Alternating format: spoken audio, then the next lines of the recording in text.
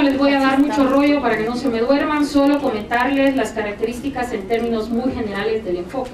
Es un enfoque que trata de ser integral, participativo sobre todo, con un sustento técnico, porque lo que trata es de reunir la academia con la práctica. Siempre existe ese gran divorcio entre un grupo y otro, y los académicos van más a aquellas grandes teorías y los prácticos tratan de ir y decir, bueno, estos están volando alto pero no aterrizan. Y lo que nosotros tratamos en el proceso de facilitación de diálogo es de reunir a los investigadores académicos con los prácticos y hacer una investigación colectiva que pueda tener resultados que posteriormente tienen una legitimidad, porque tiene a todo un conjunto de actores involucrados con el tema a tratar, dando su opinión, pero al mismo tiempo tiene un formato académico que permite que esto no sea después desvalorado por el hecho de no tener sustento académico. Combina también, es también adaptable a cada contexto. Nosotros no tenemos una receta, sino que el proceso consiste en por lo menos 6-7 meses previos a cualquier proceso de los nuestros. Hay que hacer una fase exploratoria donde se hace una consulta con todos los actores involucrados en el tema en una sociedad. Se les consulta, se les pide opinión y se les pide que ellos apoyen en la preparación y definición de lo que se va a hacer, porque si no muchas veces se traen recetas que después nada tienen que ver con el contexto, o muchas veces se repiten ejercicios que en algunos casos incluso han sido desastrosos anteriormente y se vuelven a repetir. Lo que logramos con este tipo de metodología son dos tipos de productos. Uno, lo que nosotros llamamos resultados, y otros a los que le llamamos producto. El resultado es las recomendaciones concretas de política pública que pueden tener solidez técnica y pueden ser legitimadas por los actores, que son las que nos sirven para tener quizá una incidencia mayor a nivel del ejecutivo, del legislativo o del gobierno local, dependiendo del contexto. Pero lo que para nosotros es interesante es el tema también de los productos que se logran. Los productos permiten la construcción de capacidades en las personas que participan.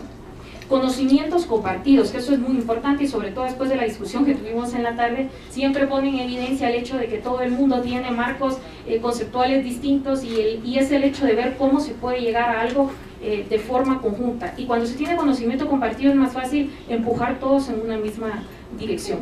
Luego, el lograr habilidades para el diálogo y el crear posteriormente redes de actores sociales y de espacios de interacción que incluso continúan trabajando sin necesidad de que Interpeace después esté presente.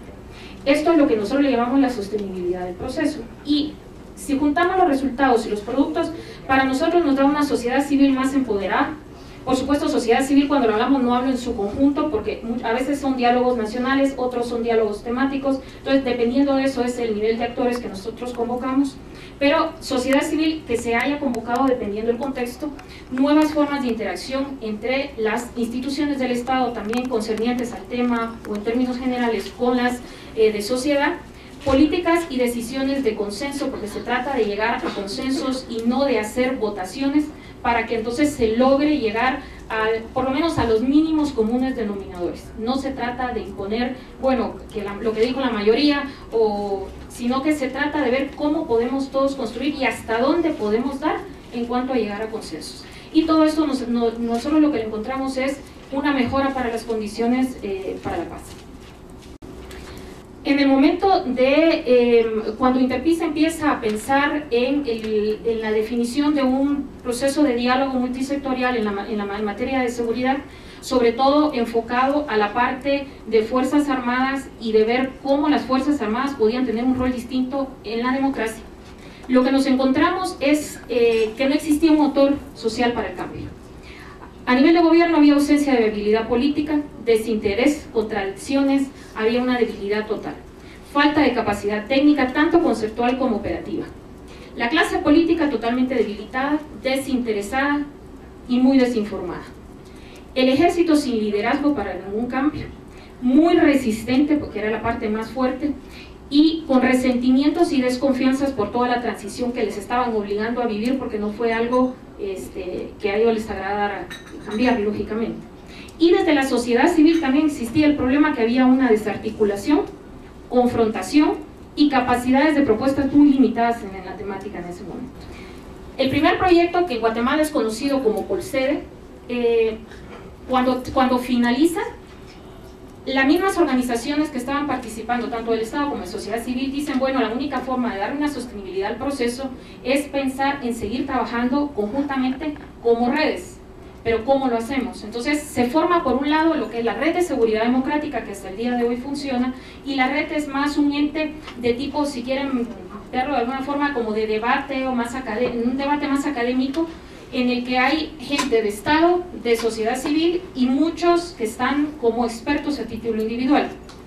Luego surge otro proceso que se llama Polsec, que posteriormente se enlaza con Naciones Unidas y son ellos los que lo siguen trabajando, que empiezan a trabajar más en el tema de la seguridad ciudadana. Y otro proceso que es el que todavía se mantiene y que Carmen, que está acá con nosotros también, es la coordinadora actualmente, es el FOS, que es el Programa de Fortalecimiento de Capacidades de Sociedad Civil en temas de seguridad y defensa. ¿En qué consiste el FOS? Lo interesante del FOS, si quieres pasamos, es que aglutina un conjunto de organizaciones que son las que tienen mayor capacidad en la temática de seguridad. Y lo que ellos hacen es tratar de trabajar propuestas, investigaciones y hacer capacitaciones, difusión, auditoría y cabildeo. Y lo hacen de dos formas. Una es a través del Consejo Asesor de Seguridad, que es un consejo que fue formado, que estaba propuesto en los acuerdos de paz, pero que no se había logrado llegar a un acuerdo para que se pudiera formar. Y en el marco de los proyectos que se estaban trabajando con Interpeace, se logra sentar al Estado y a sociedad civil para definir qué es lo que se quería de ese consejo y se logra implementar el consejo. Y este consejo lo que está es un consejo de sociedad civil que está cercano al presidente y que lo que hace es asesora al presidente en materia de seguridad y le informa sobre su perspectiva de cada uno de los que lo representan del sector de sociedad civil de donde viene. El CAS sigue funcionando hasta el momento y el FOS interactúa con el Ejecutivo generalmente a través del CAS, aunque no quiere decir que sea únicamente de esa forma.